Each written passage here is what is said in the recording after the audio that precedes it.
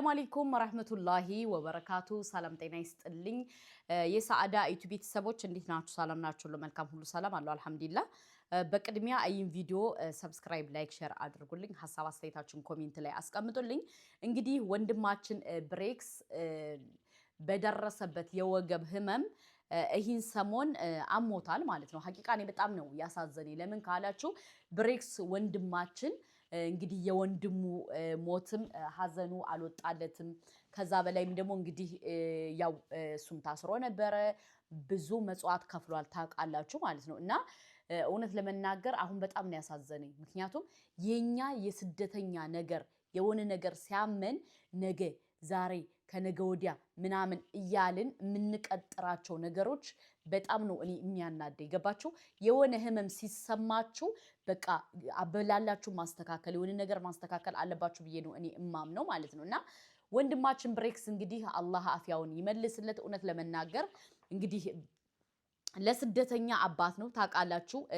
ስደተኛ የሆነ ነገር ሆነ ስደተኛ የሆነ ነገር እንትን ሆነ ከተባለ ብሬክስ ልክ እንደ ሴት ልጅ ነው የሚያለቅሰው ሐቂቃ ማለት ነውና እኔ ብሬክስን በጣም እወደዋለሁ። እምወደው ደግሞ ምንድነው በቃ በጣም ጎበዝ ነው፣ በጣም ስማርት ነው፣ በጣም እንዴት አድርጎ ሰው መያዝ እንዳለባት በደንብ ጠንቅቆ ያውቃል። ግን አሁን በደረሰበት አደጋ ግን እንግዲህ ሁላችሁም በጣም ስላመመው ዱዓ ማድረግ አለባችሁ። እኔ ግን ምን እንደተመኘውለት ታውቃላችሁ? ይሄ የኔ አመለካከት ነው። አላህ ዲነል ኢስላም ቢወፍቀው ብዬ ተመኘው። ገባችሁ?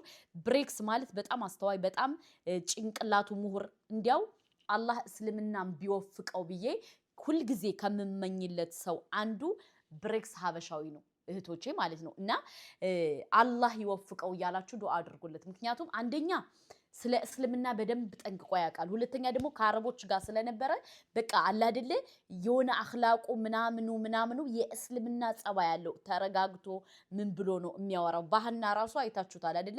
ሁሉ ግንፍል ሲል እሱ ግን ተረጋግቶ ነው ሲያወራ የነበረው። እንዲያውም ብዙ አንዲት እህቴ እንዲያውም ስለ ሐና መረጃ ያውቃል ብላ ተናግራ ነበረ።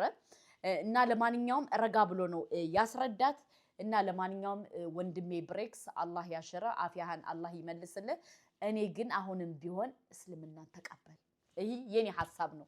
ምክንያቱም መልካም ስራ ይሰራል፣ ጥሩ ነገር እንትን ይላል። ለስደተኛ እህቶቹ ለስደተኛ እንትኖች በጣም እንትን ይሆናል፣ ድምጽ ይሆናል። በጣም ጎበዝ ነው፣ በጣም አስተዋይ ነው፣ በጣም አማቻችን። እና ለማንኛውም እስልምናን ብትቀበል ደስ ይለኛል። ይሄ የኔ ሐሳብ ነው ውዶቼ።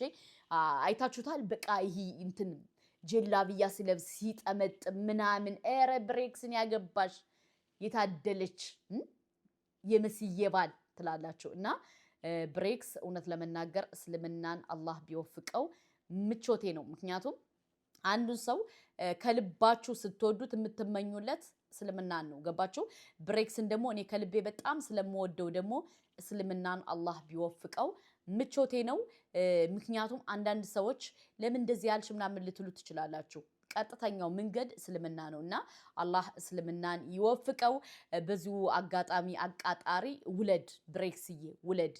ጊዜ ቁሞ አይጠብቅህም። ልጅህ ኦሬዲ 7 ዓመት 8 ዓመት ይሆነዋል ማለት ነውና ወለድ አድርግ። ምክንያቱም አንድ ልጅ ብቻ ቁጭ ብለህ አትጠብቅ፣ መውለድ ግድ ነው።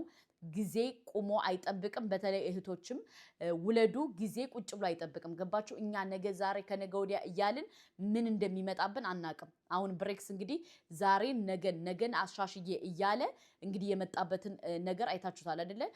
ኪሞቴራፒ የወገብ እየተጠቀመ ነው። አላህ ያሽረው። ብሬክስ እውነት ለመናገር የምንወደው ወንድማችን ነው። በጣም አስተዋይ፣ በጣም እንትን ነው በቃ አስተዋይ፣ ማይንዱ በጣም ጀግና ነው ማለት ነው። እና እህቶቼ አላህ እስልምናን እንዲወፍቀው እንመኝለታለን። በሁለተኛ ደረጃ ደግሞ መውለድ አለበት። አንድ ሰው ካገባ ለምን ኪኒን እንደምትወስዱ እኔ ራሱ አላቅም። ኪኒን ብዙ ስታበዙ ካንሰር ያመጣል እየተባለ በጣም ብዙ እየተወራ ነው። እናንተ ግን ያንን ማለት ፈጣሪ እኮ አንዳንዴ ኪኒን አትውሰዱ ሐራም ነው እንደዚህ ነው የሚባለው ነገር አንዳንዴ አላህ ዝም ብሎ አልከለከለንም። በጣም ብዙ የሚደረጉ ነገሮች እኛ እናቃለን እያልን ከፈጣሪ ጋር እየተከራከርን እንጂ ከምሬ ነው የምነግራችሁ አላህ የሚከለክለው ነገር ለኛ በጣም መልካም ነገር የያዘ ነው እና እንግዲህ አብዛኛውን እንደዚህ ካንሰር እንደዚህ ምናምን የበዛ በኪኒን ብዛት ነው እየተባለ ነው። ለማንኛውም ኪኒን አትወሰዱ። ገባችሁ? ካገባችሁ ዝም ብላችሁ ውለዱ። መትመቱን ውለዱ። ምክንያቱም ነገ ወዲያ አይኖ ሊቸግራችሁ ይችላል፣ ኢኮኖሚ ሊዛባ ይችላል። ግን ነገ ወዲያ ደግሞ ልጆቻችሁ አድገው ነገ ወዲያ የሚያነሷችሁ የሚጥሏችሁ እንትን የሚሏችሁ ሊሆን ይችላል እና አንዳንዴ መፍትሄ አድርጋችሁ ኪኒን አትወሰዱ። ገባችሁ?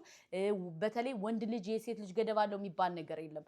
ወንድ ልጅ በአሁኑ ሰዓትም ገደብ አለው። ምክንያቱም ከተጎዳ ምን ካለ የዘር ፈሳሹ ልጅ ካለ መውለድ እንትን ይላል። ገባችሁ? እና እህቶች ወንድሞቼ ራሳችሁን ጠብቁ። ካገባችሁ ተልተሎ ውለዱ። ለማንኛውም ለብሬክስ ሀበሻ አላህ አፊያህን ይመልስልህ እያላችሁ ዱአ አድርጉለት። ወሰላሙ አለይኩም